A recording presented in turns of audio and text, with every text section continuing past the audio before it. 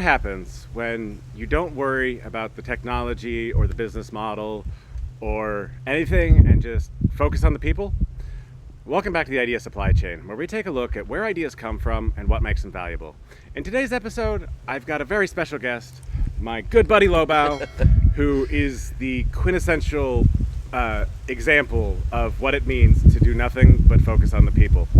And so I want to start off with just having you talk a little bit about your background and why you got into podcasting and what your experience was going into podcasting. I would love to. Thanks for having me again. Great to have you. I know. This is so fun. By the way, we're friends. But how we became friends was online through my podcast, which is, as you know, Lobau Spark, and it was started as a way to help people with ADHD feel confident in themselves. And my upbringing was a little bit, I had the best one ever. I had a great upbringing. And I shouldn't say a little bit great, it was amazing. And my wife's best friend ended up taking her own life due to mental health, and I started a podcast, just starting with ADHD. And it's become relatively successful, I think, but the whole premise of it was I'm only going to join social media to find people that I actually care about and that feel wanted and needed in this world. Because I think a lot of times with mental health, it can be a whole lot worse if you don't have people around you that support you. So started that up, and step by step, it's turned into a thing. And now a lot of us have met in real life, and the sky's the limit at this point, I think, for it, because you got to start somewhere. And got to start somewhere. And that's beautifully said, because so to give you a little context on how we met, it was literally him on Twitter. I had started discovering that I was ADHD and figuring out what all that meant, and I was sharing a bit about that on Twitter.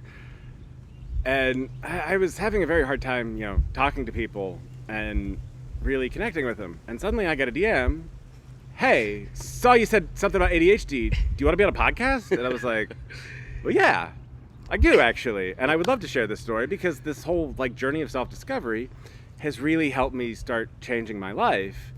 And so it's amazing how impactful that was. And this is someone who, your experience with social media was non-existent. Abysmal is what he means to say. Well, I'm, at that point, I'm studying Twitter, and I'm trying to figure out how to be successful on Twitter and understanding the dynamics of social media and how to interact. And he's just like, "Do you want to be on a podcast?"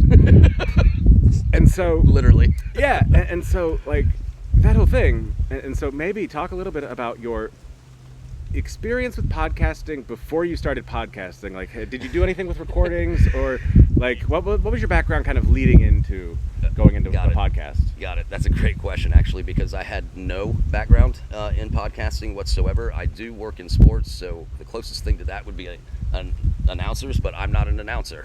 I work with announcers, but I'm, so I hear them, I see them, all that, but it's not anything that I really even thought twice about. But I know that I can talk to people. I know that. I know that if I enter a room, I can talk to anyone at any time without any hesitation. And my ability to do that online is what made the real life that I've had with a lot of friends become a reality for people online. And I took what I knew how to do, which was make a lot of close friendships, and then turn that into people that thought they could never make a lot of friends. So I flipped the roles a little bit. I have no technological experience, but I figured it out just enough for me to be just enough. I'm never going to be this person that knows how to program or really read social media and all that kind of stuff. I don't care about that, but I needed a little bit of knowledge of it to just do it. So I just threw myself into the fire a little bit and just said, all right, ADHD in your profile. Do you want to be on a podcast? Do you want to be on a podcast? Do you want to be on a podcast? Now, keep in mind, this is a year after I started just talking alone about ADHD first. So it starts with building your own confidence before you can have the confidence to throw yourself in the fire and just do it. Ah, yes, that's something else that this trip has actually been really beneficial for helping me see the power of showcasing the ability to just do stuff like that. And it kind of started when I decided to just book this trip, and next thing I knew, it wasn't just me. We've got people flying over the ocean to come hang out with us, and people come from other spots, and then you end up meeting really just phenomenal people throughout the course of it, and you start getting to see that impact. But I love to kind of shift a little bit. So you start the podcast, and it starts kind of picking up a little momentum. And then you kind of had the idea to actually turn it into more of a community. So let's talk about that transition and starting to bring people in there. Absolutely. Sorry for the plane, by the way. We are outside at a lake, but not our plane yet. Yet, yeah. Logos on the side. No, coming soon. But yeah, so my strategy is the same thing in every aspect. My job, my life, with my marriage, with everything is unless you start by yourself. Talking to yourself about what you want to do and pumping your own self up to do it, it's very difficult to reach out just blank and say, do you want to be on a podcast? For example, this trip that you were saying, the reason that those people flew from other states and then across the ocean is because I asked a question: would you like to fly over? A lot of people struggle with that whole I don't want to ask this person to do this, it costs money, all this. But if you just ask, the worst thing that happens is they can't make it. The best thing that happens is we have 4 people that have been on the show before, all getting together and talking about struggles and great things and all these things in real life. But it starts with you first. It has to. And if you can do that, you gain that confidence, then you can reach out to other people that can help you get even better. Quick shameless plug here. You should check out my upcoming course on quantum economics for creators. The first module is all about understanding what you value internally. And it's for that reason exactly. You have to understand where you're coming from in order to know how to get to where you need to go. And so that community started actually as an online community where we tried to bring people together for just to have the space to be themselves.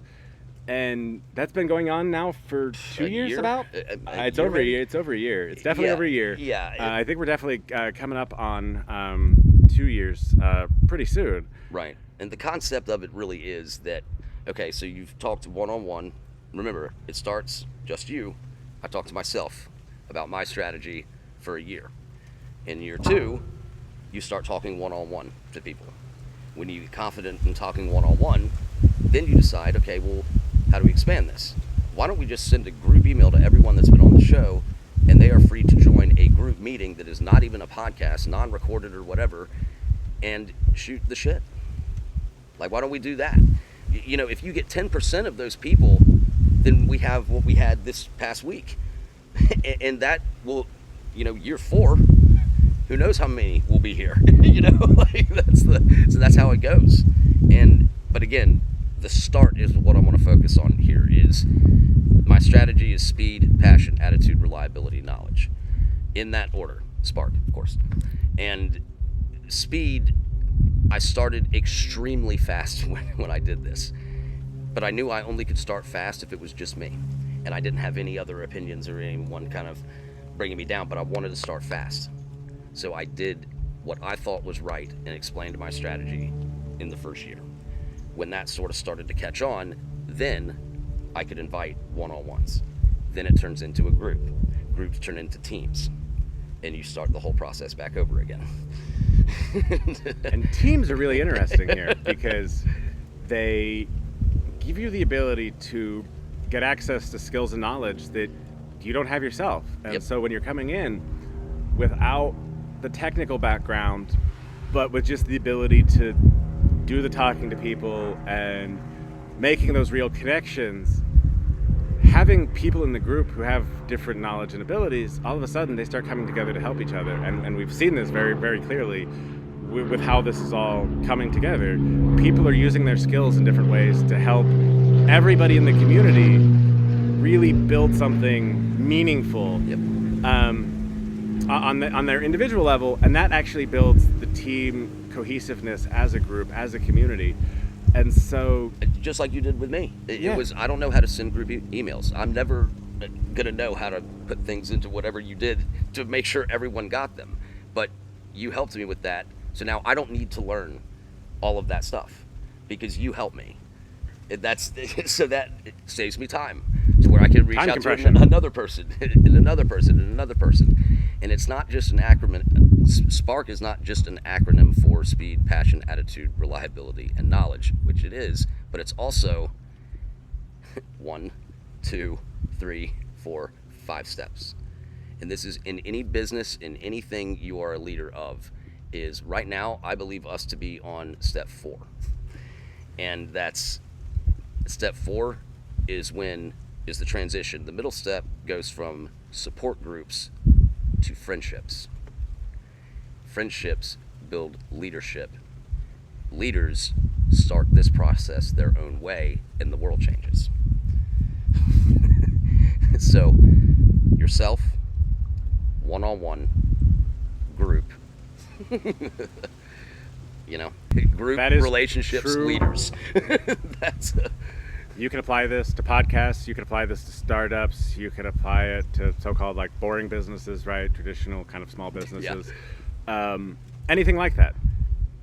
But you've got to start with yourself and knowing yourself. And that's something that you've showcased over and over again of how well you know yourself. And nobody can tell you differently because you know what works for you. You know how your brain works because you were gifted with the support, very gifted, and yes. Everything you needed. And so by understanding that and understanding like how lucky he was to have that, I think you did a great job of spreading that to the world and trying to give other people the support just that little you boost. had. Just that little boost. The little boost of like, hey, by the way, I think you're really good at this. Or actually, no, I don't think you are good at this. Look at what you have done here, done there. But it started with the person making the decision like you to say, yes, I would like to be on a podcast. Then you get a little bit of momentum in yourself and you can start your own thing like this that then circles back. So again, the importance of, and I can't stress this enough, businesses, whatever, any aspect of life is yourself first. But if you can't do it, at least be willing to say yes to an opportunity that might help you do it. And I just felt like I was privileged enough to start this for people that maybe couldn't or didn't have the confidence and might not gain that without just a little bit of encouragement. And it's up to people like me, I think, to pay this shit back if we've got a lot going for us. It is. And that's the thing. Like, it actually doesn't cost a lot of time and effort to pay it back. Nope. And to help people along. And so often, I think with society, we tend to focus too much on the individual and like the power of the individual. And that's great. But it always comes down to, if you want to do anything truly meaningful, you need a team. Mm-hmm. And you can't do anything without a team. And a team is made up of people. It's not made up of data. This goes back to kind of everything I've been talking about of like getting away from like these data-driven systems to human-driven systems, because the team is important. The people are important. Nothing else happens without the people. And I don't think that's really respected enough. And so when 100%. I met Lobau, he only focused on the people. And I was only focused on the data. Turns out, I was a little off. I was close. I was close. I was getting that figured out. But until I saw the power of focusing on the people and what you could do by just giving people that little jolt of confidence, that little bit of support that they're not used to having, and seeing what that makes people capable of, it's fucking amazing. It is, and it also gives you a sense of pride in yourself when you're able to provide that for someone else. So it's not just the other person. It helps me too. Like, yeah. I love the fact that I could give someone or brighten someone's day, a jolt of energy at any time. I pride myself greatly on that. And again, going back to this thing, and I've never spoken about this, which is why I wanted to do this today, is yourself. It is so important to start. But those one-on-one personal conversations are the next step. One-on-one. You're comfortable with yourself. Now you're comfortable talking to one other person. That turns into a group, which turns into a team, which turns into a bunch of leaders, and it cycles back. And just to kind of prove this out in like a different realm, that's exactly what I ended up doing, building out my AI co-founder. At first I had it talking to one other person, the AI, right? Yep. But I realized that's actually not as helpful. What I want people to do is I want people to talk to themselves or think out loud. So the whole work at the speed of thought thing, the idea is for people to capture their thoughts and start being able to see patterns in those thoughts, be able to draw things from those and use that to kind of just trigger actions, because it does start with yourself. Because once you have a good, clear understanding of yourself, interacting with others becomes much, much easier. Yep. And this is exactly what I found. And I had to become way more comfortable with who I was before I was really able to start impacting others 100%. around me. Yep. But once I became that way, all of a sudden it changed. And like, I find people like looking up to me and they're like, oh, well, you inspired me to do this. And it's like, I did? Yeah. Like, I'm just a guy who's like doing shit, right? Right. Exactly. But over time, I kind of developed this bias for action because I realized how powerful it is for people to be able to see that action can be taken and going, oh, well, I can do that too. Like, that's actually not that hard. And Right. it's not. What is hard is maintaining it over time when you don't have the support you need and the people who believe in you, because that's what I was really missing in my life a few years ago. And this guy here, he was the first one who really believed in me to the point where he wouldn't let shit go. Maybe like- forcefully. Sorry. That's what I needed. It was perfect. Yeah. And that was the thing. It really helped me get out of my preconceived notions of what I was capable of, what my brain would let me do, trying to figure out, ADHD, autism, all that shit. And you're just like, oh, just do stuff. You're fine. Right. You've got this. Like, you're way better than you realize. Absolutely. And by getting that level of confidence, suddenly I'm able to do things that to most people look like risks, but to me, I'm like, yeah, it'll work. Yeah. I'll figure it out. Like, Yeah. it'll be fine. And that's this whole trip in a nutshell. And it has paid off in more ways than I can even count. Nothing measurable yet, but I feel it. And the level of connection I've had with people on both legs, first the San Francisco leg and then the Florida leg. Right. It's a matter of just having the belief in like, no, I know what I'm doing. It's cool. It'll all work out. It's fine. Right. I think it is And then measurable, making though. it happen. Yeah, right, which you did. But I think it is measurable right now. It's measurable, maybe not financially yet, but finances only come when you've gone through all of this work to get to a point where you can generate an income on something, on Money's a something. lagging indicator. Correct.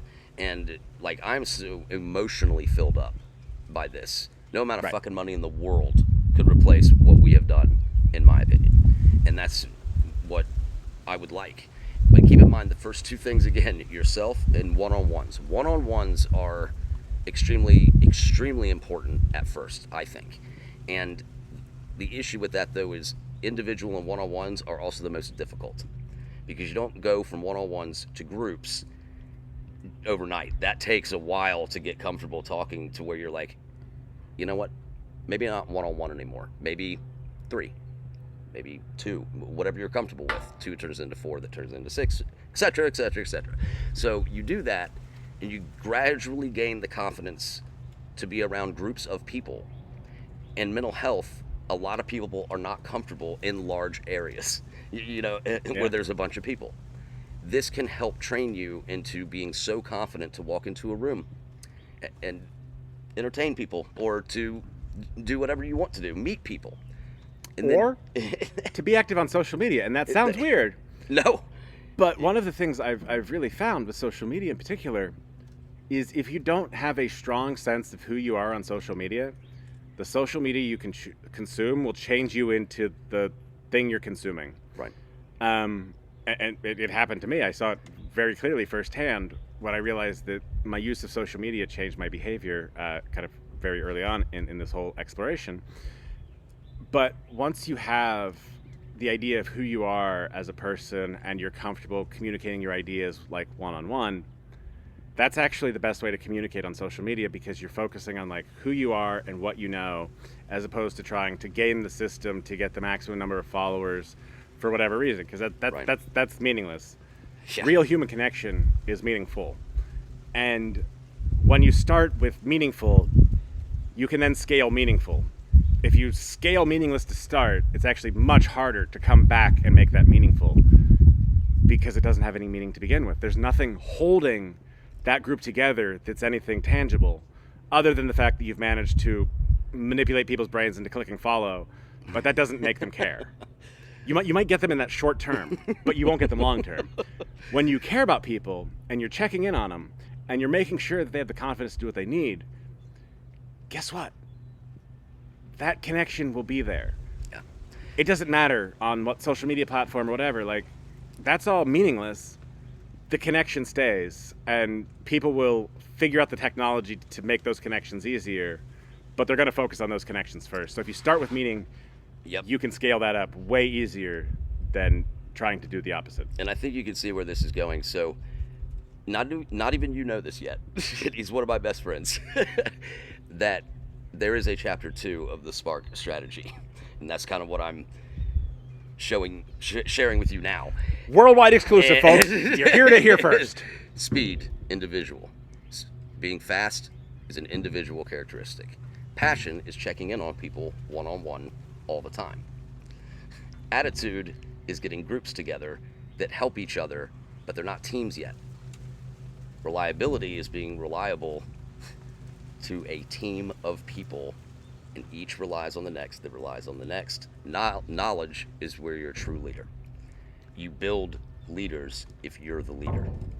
So knowledge is interesting because if you've followed my other stuff, the way kind of intelligence works, it's a trait of networks, not individuals. And so a good leader knows how to give their team the space. I don't want to say just his, but in Lobau's case, his, Right.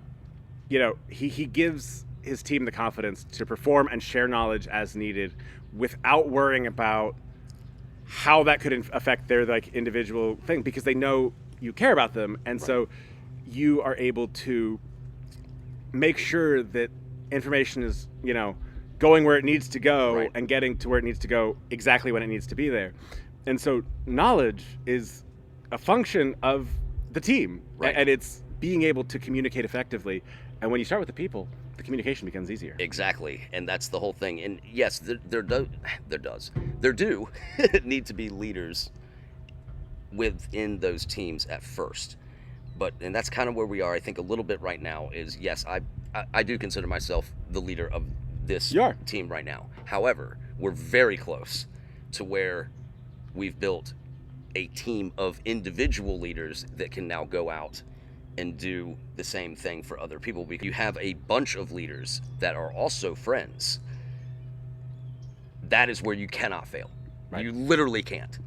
And that's because each person can rely on the next to help them with what they're doing individually for someone else that is starting fast. If they can't start fast, you give them a jolt. And then they go through that process, and then they become leaders. We can have a world of leaders, a world of them. That's the only way to solve the human crisis right now. Absolutely. It's totally the is. only way, in my opinion. Yeah, because leadership, No amount of gifting or giving or all that is ever going to work. You have to give a shit about that individual at first, or nothing ever works for the long haul. it's amazing how the best leaders, if you look, they always have a trail of leaders behind them. Look at this in sports. The best coaches have a coaching tree. Yep. People they've trained that are coming up and being elite. The best leaders make other people leaders, because 100%. that's how all of it scales. Like, Yeah. when you start scaling your leadership and give everybody the ability to be a leader in whatever realm they're comfortable in, but not make it to where everybody has to be the leader all the time, Right. suddenly, like, someone's taking the lead and other people can come in to provide support and be a teammate. 100%. You don't always have to be a leader, and you don't always have to be like an individual contributor. It's a very fluid thing. Exactly. And when teams can really shift those roles as needed, suddenly you've got a team that becomes incredibly powerful and way more efficient longer term. And you kind of see this with, like, they've got the team dynamics of, like, forming, norming, storming, performing, right? In terms, I don't know if you've heard that one. I have not, but I like okay, it. so that's one that goes around the tech circles. So basically, like, you form the team, right, and then the team kind of gets to know each other. They start building up the relationships and kind of figuring out the norms of the team, right? How that team works. And then all of a sudden, that starts, like, accelerating. You get this storming thing where it's, getting great, and then all of a sudden you've got a high-performing team. Right. Because it's a team that knows and trusts each other. Information flows freely, and you've got a team that can really make sure that everybody on the team is able to achieve whatever they need to achieve. And that's also, I do want to say that this has worked in my personal life with groups of friends also. I mean, I didn't just start all of this because, like, I didn't know that it would ultimately work. Can confirm, this guy has more friends than I've ever met, and all of them will throw themselves on a sword for this guy in a heartbeat as needed. It's because I'll do the same thing for them. Right. That's the whole, that's when you have a team of leaders. We take one trip a year, just our high school friends get together, update each other on our lives and all that. And each person runs the trip a different year. I ran it the first year. I haven't run it since because each person takes pride in their trip of where we go and get together. So then everyone's excited every year as to who the next person's going to be. Oh, I bet they're going to pick this place. This is going to be fun, And that camaraderie keeps you talking throughout the year, so you don't lose touch with people. So like this works in friendships, it works in business, it works in life. It just does. Like it works. But it does work. I'm not famous or anything like that. Yeah. But the thing is, I think I am. I do. I am famous. Take that for what you will.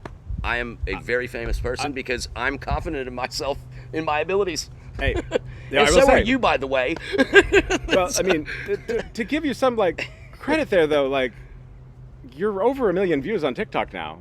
Which, yeah. Well, those, like, that was kind of shocking. But it's one of those things, like, I don't think that you should focus on the numbers like that. No. But you can use those as a proxy for your impact.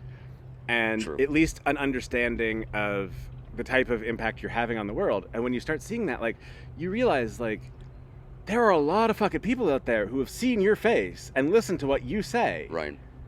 That's such an incredible power. Yeah. Like, and you think of famous, like, oh, everybody knows. Well, okay, but it's more like people outside of your circle know who you are.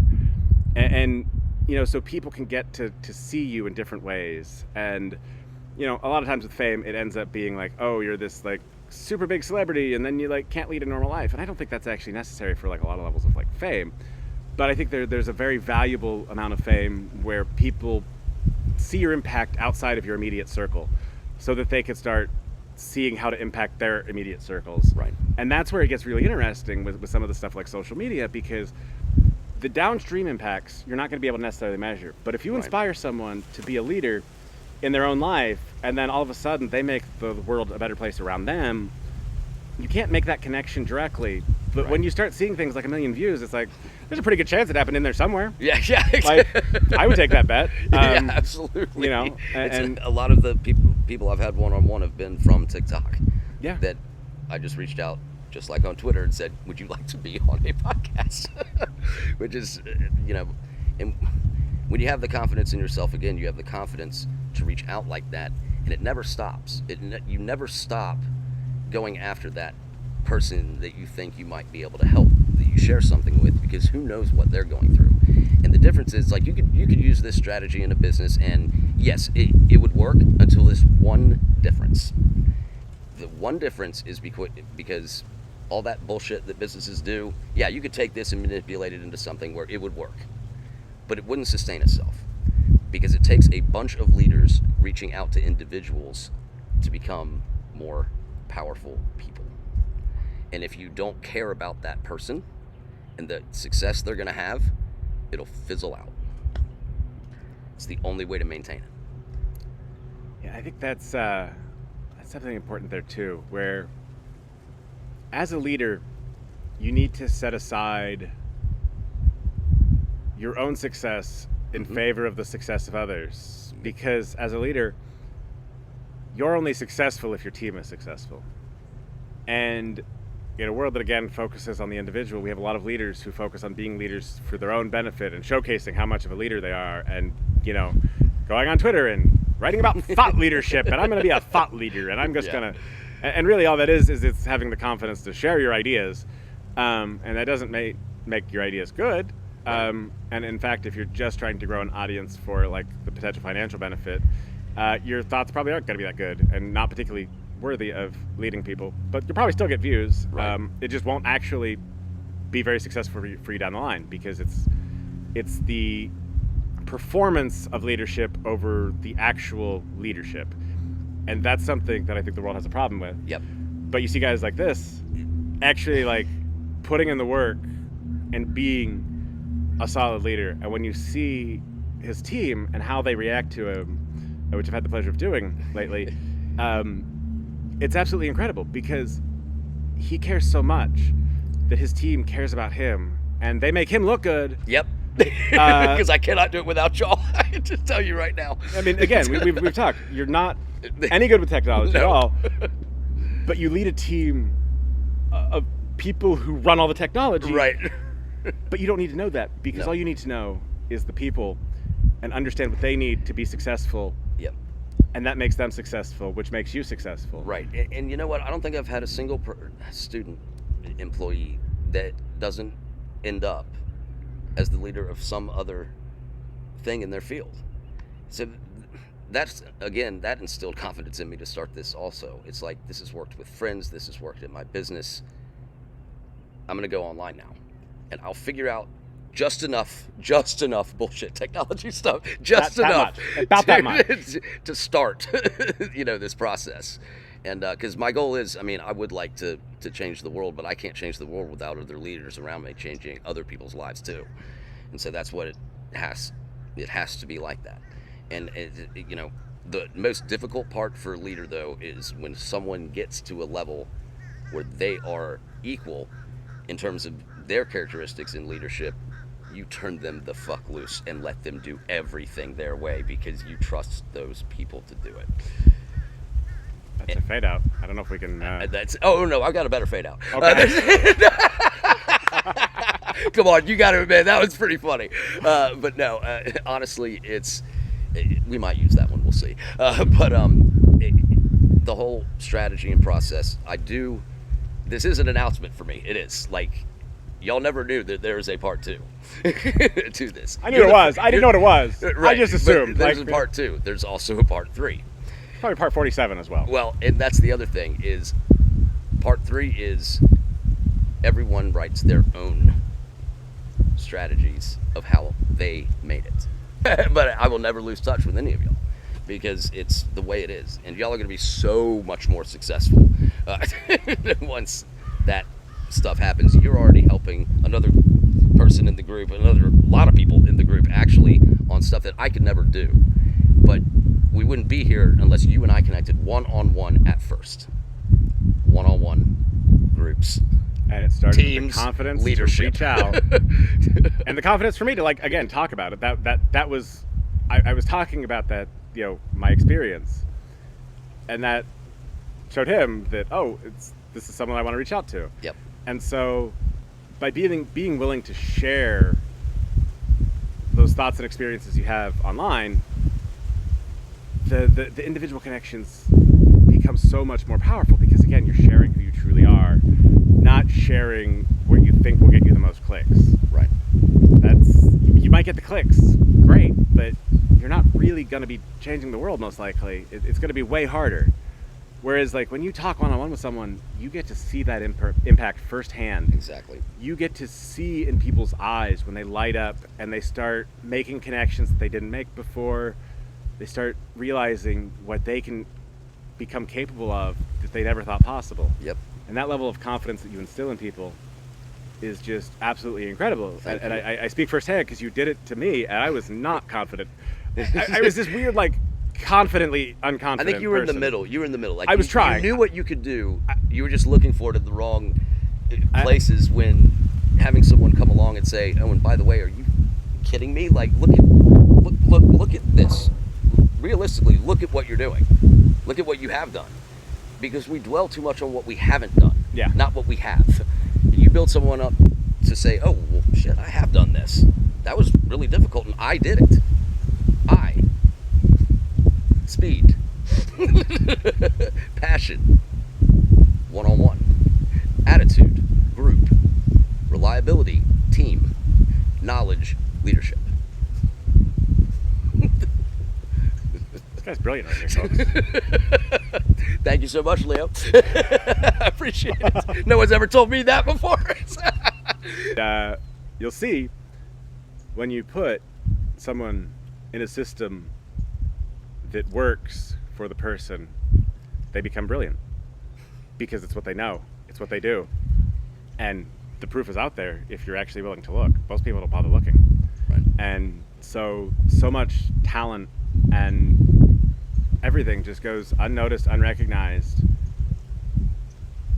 because we don't have a society that enables people to care nearly deeply enough. And that's something that we both want to change. We want to get people caring about the people in these systems and focusing on helping them become the best possible version of themselves for what they want out of life. Yeah. Because that's where the magic happens. Exactly. And it's unbelievable how much different it is when you get to live the life that truly feels aligned with your values and your passions, because everything just it goes on easy mode. Nothing becomes challenging. You have the confidence and the belief in yourself to make shit happen. Right.